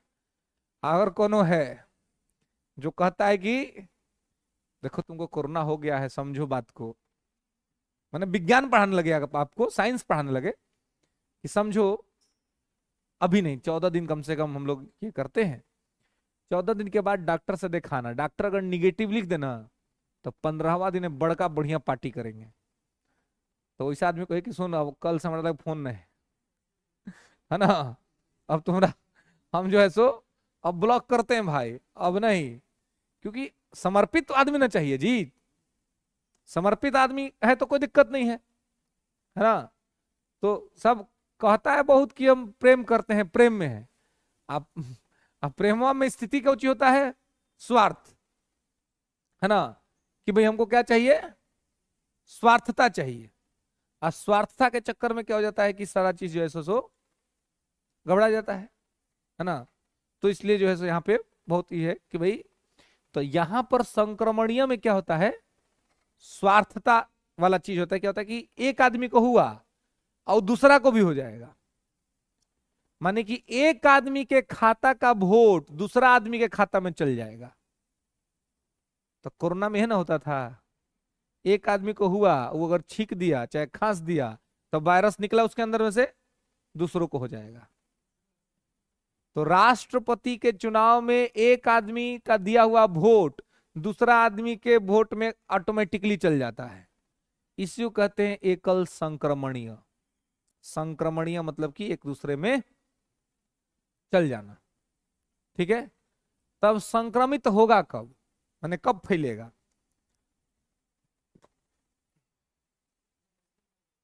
है देखिए, जब ये तब होगा क्योंकि राष्ट्रपति के चुनाव में एक नियम है कि चुनाव वही जीतेगा जो कोटा प्राप्त करेगा, जिसको कोटा मिलेगा वह जीतेगा, और जिसको कोटा नहीं मिला वो नहीं जीतेगा। तो कोटा क्या होता है, तो कोटा होता है कुल वैध मत, कुल वैध मत, कैंडिडेट +1 और फिर यहां पर +1, यानी कि यहां हो जाएगा 2, समझ रहे हैं, हो जाएगा टोटल वैध मत। तो टोटल वैध मत से इसको डिवाइड कर देंगे, और डिवाइड करने के बाद जितना आएगा उसमें एक ऐड करेंगे। उसके बाद देखेंगे कि टोटल जितना वोट आया है उस वोट का 50% से ज्यादा वोट जीते हुए कैंडिडेट को मिला है कि नहीं। यहां पर ही नहीं होता है कि एक वोट ज्यादा मिल गया तो आप जीत गए, नहीं। जैसे हम लोग जिसमें वोट देते हैं उसमें क्या होता है कि एको वोट किसी को ज्यादा आ गया तो जीत जाता है, इसमें ऐसे नहीं होता है। इसमें होता है कि टोटल जितना वोट पड़ा है उस पड़े हुए वोट के 50% से एक ज्यादा वोट कम से कम मिलना चाहिए। ज्यादा हो तो अच्छा है, लेकिन 50% से ज्यादा होना चाहिए। जैसे टोटल मान लीजिए 100 गो वोट गिरा है, तो जीतने वाला कैंडिडेट को कम से कम 51 गो वोट मिलना चाहिए। अगर 51 गो वोट नहीं मिला तो जीत डिक्लेयर नहीं होगा। जीत डिक्लेयर तब होगा जब टोटल वैध मत का 50% से एक ज्यादा आपको वोट मिला हो। ठीक है, तो आज तक के भारत के इतिहास के जितने राष्ट्रपति बने हैं एक्सेप्ट बीबी गिरी, बीबी गिरी को छोड़ करके अभी तक के जितने राष्ट्रपति बने हैं उन लोग को किसी का वोट किसी के अकाउंट में ट्रांसफर करने का आवश्यकता ही नहीं पड़ा, क्योंकि तब ना होगा जब कोई 50% से ज्यादा प्राप्त नहीं करेगा। तो जब कोई 50% ज्यादा प्राप्त नहीं करेगा तो जिसको सबसे कम फर्स्ट प्रायोरिटी मिला है उसको दौड़ से बाहर कर दिया जाएगा, और उसके वाला फर्स्ट प्रायोरिटी आगे के जो दो कैंडिडेट आगे चल रहा है उसमें जोड़ दिया जाएगा। और जोड़ के देखा जाएगा कि अगर उसको 50% मिल गया तो चुनाव जीत जाएगा। तो आज तक ये काम करने की आवश्यकता सिर्फ एक ही बार पड़ी बीबी गिरी के समय में। बाकी उससे पहले और उसके बाद तक अभी तक जो भी राष्ट्रपति बनते हैं उनको फर्स्ट ही प्रेफरेंस इतना ज्यादा मिल जाता है कि पहले ही राउंड में टोटल वोट के 50% से ज्यादा वोट उनको मिल जाता है और चुनाव जीत जाते हैं। बताइए समझ में। राष्ट्रपति का निर्वाचन एकल संक्रमणीय मत पद्धति आनुपातिक प्रतिनिधित्व के माध्यम से होता है, जिसका मतलब है कि राष्ट्रपति को जो वोट देने जाएगा वो एक एक अनुपात में सबको वोट देगा। क्लियर है। वोट की जब काउंटिंग होगी तो देखा जाएगा कि सबसे ज्यादा फर्स्ट प्रेफरेंस किसको मिला है, उस फर्स्ट प्रेफरेंस की काउंटिंग होगी। फिर देखा जाएगा कि टोटल वोट कितना पड़ा है, और उस टोटल वोट का 50% से एक ज्यादा, कम से कम 2 10 5 ज्यादा हो जाए कोई दिक्कत नहीं है, लेकिन कम से कम एक ज्यादा तो होना चाहिए। 50% से एक ज्यादा यदि आया है तब फिर मान के चलिए कि वो क्या होगा, जीत जाएगा, और नहीं तो फिर नहीं जीतेगा। समझ रहे। संक्रमण नहीं, मतलब अगर 50% ज्यादा मिल गया तो संक्रमण करने का जरूरत नहीं है। संक्रमण तब होगा जब किसी कैंडिडेट को 50% से ज्यादा नहीं आएगा। समझ रहे। वोटिंग सिस्टम बैलेट पेपर पर होता है। तो जो चुनाव में खड़ा है, वोट देने जाते हैं जो विधायक जी, सांसद जी, इस सबको वोट देते हैं, लेकिन वो परसेंट होता है कि 100% है मान लीजिए, तो हम फर्स्ट प्रेफरेंस किसी को देंगे तो हम दे दिए किसी को 60% कि हमारा फर्स्ट प्रेफरेंस है। उसके बाद हम देख रहे हैं कि दूसरा बनना चाहिए तो उसको हम 35% दे दिए। फिर हमको देख रहे हैं कि वो लास्ट है तो हम 25% दे दिए, तो टोटल 100 हो गया ना। लेकिन इसमें फर्स्ट प्रायोरिटी हम किसको दिए, एक को दिए 60%, तो वो हो गया उसका फर्स्ट प्रायोरिटी। अब ऐसे और भी लोग जाएगा तो ऐसे ही प्रायोरिटी में वोट देगा, उसी को तो एक अनुपात में वोट देगा सबको।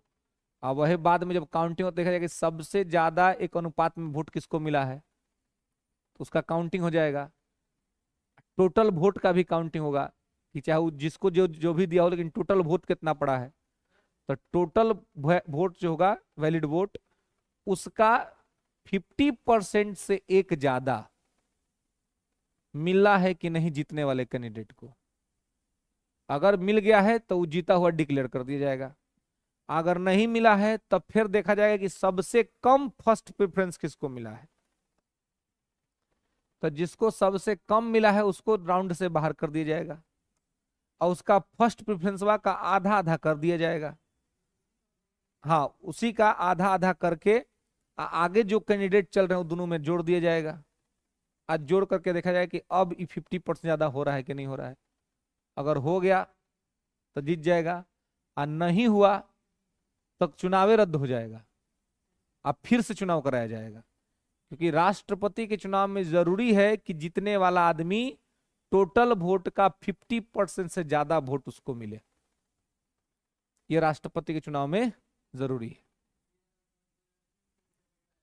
अब फिर जो भी कैंडिडेट है फिर से अलग से चुनाव होगा, और फिर आएंगे, फिर यही सारा प्रोसेस होगा। तब तक चुनाव होता रहेगा, चीजें होती रहेंगी जब तक कि 50% से ज्यादा मिले। लेकिन आज तक ऐसा भारत में सिर्फ एक बार हुआ है, बीबी गिरी के टाइम में। वो भी इसलिए हुआ है क्योंकि भारत के इतिहास में पहला ऐसा मौका था जब प्रधानमंत्री का अलग राष्ट्रपति का कैंडिडेट था, अब पार्टी का अलग राष्ट्रपति का कैंडिडेट था। 1969 में जाकिर हुसैन देश के राष्ट्रपति थे, उनका डेथ हो गया था। उस समय देश के उपराष्ट्रपति थे बीबी गिरी, और उस समय प्राइम मिनिस्टर थी इंदिरा गांधी, कांग्रेस की सरकार थी। लेकिन उस समय राजनीतिक परिस्थितियां कुछ ऐसी थी कि कांग्रेस में अंदरूनी कलह था, कांग्रेस के अध्यक्ष प्रधानमंत्री के सपोर्ट में नहीं थे, प्रधानमंत्री अध्यक्ष का बात नहीं मानती थी। तो अध्यक्ष ने सोचा कि प्रधानमंत्री तो हमारा बात सुन नहीं रही है, तो हम राष्ट्रपति ऐसा आदमी को बना दे कि वो प्रधानमंत्री को डिस्टर्ब करे। तो कांग्रेस पार्टी ने अपना राष्ट्रपति कैंडिडेट 1969 के राष्ट्रपति चुनाव में डिक्लेयर कर दिया, नीलम संजीवा रेड्डी को। तो मैडम प्राइम मिनिस्टर को ये बात समझ में आ गई कि अगर ये जीत गए तो ये लोग हम ही को परेशान करेगा, मिलकर के हमको कोई काम नहीं करने देगा। तो उस समय के तत्कालिक उपराष्ट्रपति बीबी गिरी को मैडम ने अपने केबिन में बुलाया, बोला राष्ट्रपति बनना चाहते हो? उन्होंने कहा मैडम क्या मजाक कर रही है, हम तो उपराष्ट्रपति हैं, आपके पार्टी ने कैंडिडेट डिक्लेयर कर दिया। उन्होंने कहा तुम बनना चाहते हो नहीं बनना चाहते हो? बोली कौन नहीं चाहेगा बनना भाई राष्ट्रपति, उप का मतलब तो चुप होता है ना, हम तो राष्ट्रपति बनना चाहते हैं। तो मैडम प्राइम मिनिस्टर ने कहा कि ऐसा करो, चुनाव की तैयारी करो। उन्होंने यार क्या कर रही हैं आप, आपके पार्टी ने तो कैंडिडेट डिक्लेयर कर दिया है। मैडम प्राइम मिनिस्टर ने कहा कि हम प्रधानमंत्री हैं, हम कह रहे हैं अब चुनाव का तैयारी कीजिए। बीबी गिरी जा करके इस्तीफा दे दिए। एक ही टाइम पर 1969 में देश में राष्ट्रपति भी नहीं था और उपराष्ट्रपति ने इस्तीफा दे दिया। तो वही समय था जब सुप्रीम कोर्ट के सर्वोच्च न्यायालय के मुख्य न्यायाधीश थे एम हिदायतुल्लाह, और उसी समय एम हिदायतुल्लाह को भारत का राष्ट्रपति बनने का मौका मिला कुछ समय के लिए, क्योंकि उस समय राष्ट्रपति का डेथ हो गया था, उपराष्ट्रपति ने इस्तीफा दे दिया। बीबी गिरी साहब का पॉलिटी शायद थोड़ा कमजोर रहा होगा, इसलिए इस्तीफा दे दिए। इस्तीफा नहीं भी देते तो काम चल जाता, क्योंकि उपराष्ट्रपति का पद लाभ का पद नहीं है। तो उपराष्ट्रपति के पद पे रहते हुए वो राष्ट्रपति का चुनाव लड़ सकते थे, कोई दिक्कत उनको नहीं था। लेकिन खैर इस्तीफा देकर फ्री होकर के बढ़िया से तैयारी की चुनाव का। तो पार्टी का अलग कैंडिडेट और प्रधानमंत्री का अलग कैंडिडेट। जिस दिन वोट होने को था राष्ट्रपति चुनाव का, तो मैडम प्राइम मिनिस्टर हाउस में गई और अपने सांसदों और विधायकों से हाथ जोड़ के कहा कि आप लोग अपनी अंतरात्मा का आवाज सुने, और अपनी अंतरात्मा का आवाज सुन करके ही राष्ट्रपति चुनाव में आप वोट करें। अब सदन के अंदर नेता प्रधानमंत्री ही होता है, पार्टी बाहर रहती है। पार्टी का सदन में क्या काम, अध्यक्ष सदन में थोड़ी आ सकते हैं। अभी जेपी नड्डा बीजेपी के अध्यक्ष है, तो कोची कर लेंगे जाके अंदर सदन में? जो होगा सब मोदी जी ने करेंगे। तो बाहर में जितना अतिक्रम करना है करी, सदन में तो प्रधानमंत्री हीरो है। तो इधर ही लोग तंग कर रहा था इंदिरा गांधी को, तो इंदिरा गांधी सदन में जाके बोली कि आप लोग अपने अंतरात्मा का आवाज सुनिए। सब मंत्री और विधायक समझ गया कि हमारा प्रधानमंत्री क्या चाहता है, सब जाके पर वोटवा दे दिया बीबी गिरी को। लेकिन अब सब लोग अचानक से ना बदल जाएगा, कुछ तो पार्टी कैडर के भी लोग थे जो इंदिरा गांधी के थोड़ा बिहेवियर से परेशान थे, तो वो लोग पार्टी को दे दिया वोट, नीलम सिंह रेड्डी को। इस चक्कर में पार्टी का वोट का बंटवारा हो गया। इसी वजह से बीबी गिरी को फर्स्ट राउंड के काउंटिंग में फर्स्ट प्रेफरेंस 50% से ज्यादा नहीं हुआ। तब फिर सेकेंड राउंड की काउंटिंग हुई, सेकेंड राउंड की काउंटिंग में जिनको सबसे कम फर्स्ट प्रेफरेंस मिला था, उनका वाला फर्स्ट प्रेफरेंस निकाल करके आगे के 2 आदमी में जोड़ दिया गया, और उसी से बीबी गिरी राष्ट्रपति बन गए। इसलिए कहा जाता है कि भारत के एकमात्र राष्ट्रपति जो द्वितीय वरीयता क्रम से चुनाव जीते वो थे बीबी गिरी, क्योंकि प्रधानमंत्री और पार्टी ने अलग अलग। अब उसके बाद से देखिए, चाहे अभी देखिए, पार्टी का एक ही कैंडिडेट होता है, सत्ता पार्टी जिनका सत्ता रहता है राष्ट्रपति उन्हीं का बन जाता है, क्योंकि जिनका सत्ता रहता है उनको लोकसभा में बहुमत रहता है, राज्यों में उनकी सरकारें रहती हैं, है ना। 17 के राष्ट्रपति में बीजेपी ने अपना राष्ट्रपति बना दिया, 22 के चुनाव में बना दिया। क्यों बना दिया? यही 2012 में कहानी बना दिए थे क्योंकि 12 में सत्ता में कांग्रेस थी, केंद्र में कांग्रेस का शासन था, केंद्र को लोकसभा में, उसको लोकसभा में बहुमत था, राज्यसभा में उसकी बहुमत थे, राज्यों में उसका शासन था बहुत राज्यों में, तो उसके पास नंबर था। तो 2012 का राष्ट्रपति उसने अपने मर्जी से बनाया, 2007 का भी राष्ट्रपति उसने अपने मर्जी से बनाया, श्रीमती प्रतिभा देवी सिंह पाटिल। 2007 में हम लोग बच्चा हुआ करते थे, स्कूल में रहते थे, तब पढ़ते थे कि भारत के राष्ट्रपति श्रीमती प्रतिभा देवी सिंह पाटिल, तो उस समय बनाया हुआ था, कांग्रेस ने बना दिया। लेकिन उससे पहले 2007 से पहले 2002 में एपीजे अब्दुल कलाम किसने बनाया? बीजेपी ने बनाया। अटल बिहारी वाजपेयी ने बनाया, क्योंकि उस समय बीजेपी का शासन था, बीजेपी रूल कर रही थी भारत में। तो जिसका केंद्र में शासन होता है, राष्ट्रपति उसी का होता है, क्योंकि गणित वैसे ही बनता है, मैथमेटिक्स वोटिंग का वैसे ही बनता है, इसलिए उनका राष्ट्रपति आराम से बन जाता है, कहीं कोई दिक्कत कोई समस्या नहीं होता है। समझ रहे हैं? तो इस प्रकार से यहां पे ये चीजें होती है। कोई दिक्कत? निर्वाचन प्रक्रिया में कोई दिक्कत है ना? आगे आर्टिकल 56, राष्ट्रपति का कार्यकाल। राष्ट्रपति का कार्यकाल, टेन्योर।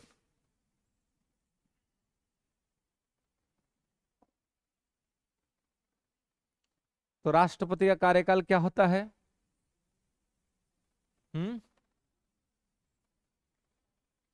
राष्ट्रपति का कार्यकाल लिखेंगे सामान्यतः 5 वर्ष,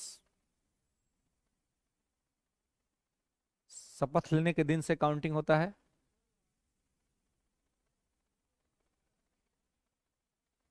सामान्यतः 5 वर्ष, ठीक है। और नेक्स्ट लिखेंगे सामान्यतः 5 वर्ष कार्यकाल। बीच में चाहे तो उपराष्ट्रपति को अपना इस्तीफा दे सकते हैं, चाहे तो उपराष्ट्रपति को अपना इस्तीफा दे सकते हैं,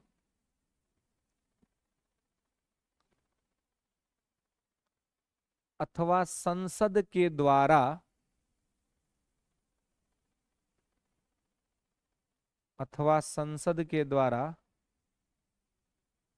प्रस्ताव पारित करके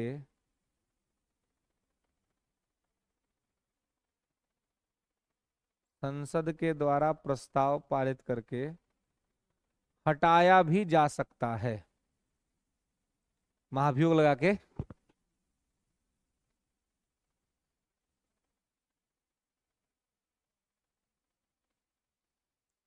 संसद के द्वारा प्रस्ताव पारित करके हटाया भी जा सकता है, ठीक है।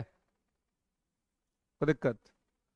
तो संसद के द्वारा प्रस्ताव पारित करके हटाया भी जा सकता है, इसको ध्यान रखना है, ठीक है। कोई दिक्कत? तो कार्यकाल 5 वर्ष का, बीच में चाहे तो इस्तीफा दे सकते हैं उपराष्ट्रपति को, या इन्होंने संविधान का उल्लंघन कर दिया तो इनको भी संसद के द्वारा प्रस्ताव पारित करके यानी कि महाभियोग के द्वारा इनके पद से हटाया जा सकता है। बाकी कार्यकाल 5 वर्ष का है। अभी तक भारत के किसी भी राष्ट्रपति को उनके पद से नहीं हटाया गया है, और ना अभी तक कोई राष्ट्रपति इस्तीफा दिए हैं।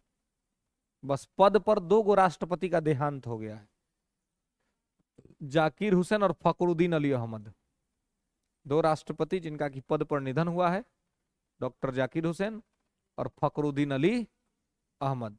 ये 2 लोग हैं जिनका डेथ हुआ है, बाकी लोग अपना 5 वर्ष कार्यकाल कंप्लीट करके आए हैं, ठीक है। आगे लिखेंगे आर्टिकल 57, महाभियोग के बारे में बात करेंगे। आर्टिकल 61 में महाभियोग है ना। चलिए हाँ,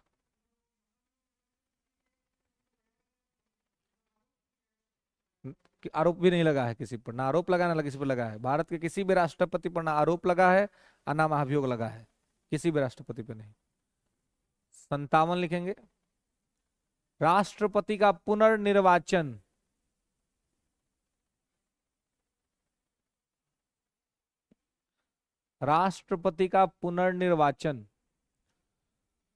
तो राष्ट्रपति के पुनर्निर्वाचन का क्या मतलब है?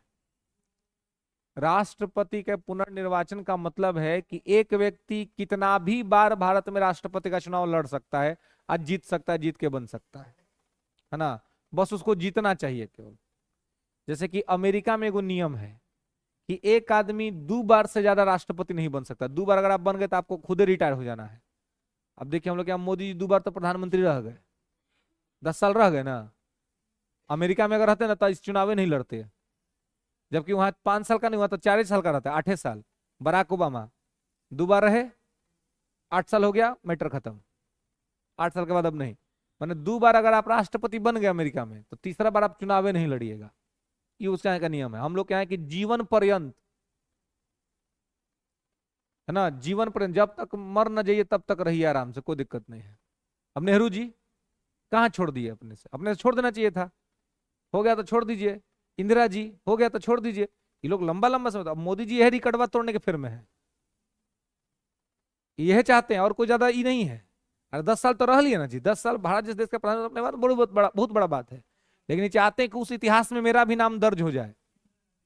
हाँ, जिस इतिहास में नेहरू है, जिस इतिहास में इंदिरा है, उस इतिहास में एनडीए की तरफ से हम भी आ जाए, बीजेपी की तरफ से हम भी आ जाए, कि बीजेपी का भी वो प्रधानमंत्री हुआ जो लोग के बराबर का है। ये मैटर है मेन। सबसे ज्यादा मेहनत मोदी जी अभी कर रहे हैं।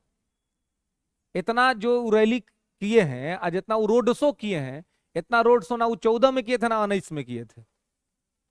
जबकि 14 में पहली बार प्रधानमंत्री बनने आए थे, 19 में दोबारा आए थे, तब भी इतना नहीं किया जितना कि अभी कर रहे हैं। एक ही महत्वाकांक्षा है, जो सबसे बड़ी महत्वाकांक्षा है कि देश के जो बड़ा लिस्ट जो लगा हुआ है नेहरू का और इंदिरा का, उस बीच में एगो हमको अपना भी फोटो लगवा देना है ना।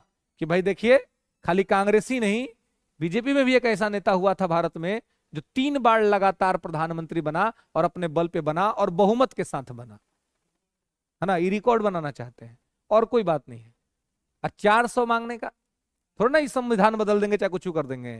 राजीव गांधी का रिकॉर्ड तोड़ना चाहते हैं कि राजीव गांधी का रिकॉर्ड तोड़ जाए, एगो इतिहास बन जाए, है ना, कि हम राजीव गांधी का रिकॉर्ड तोड़ दे।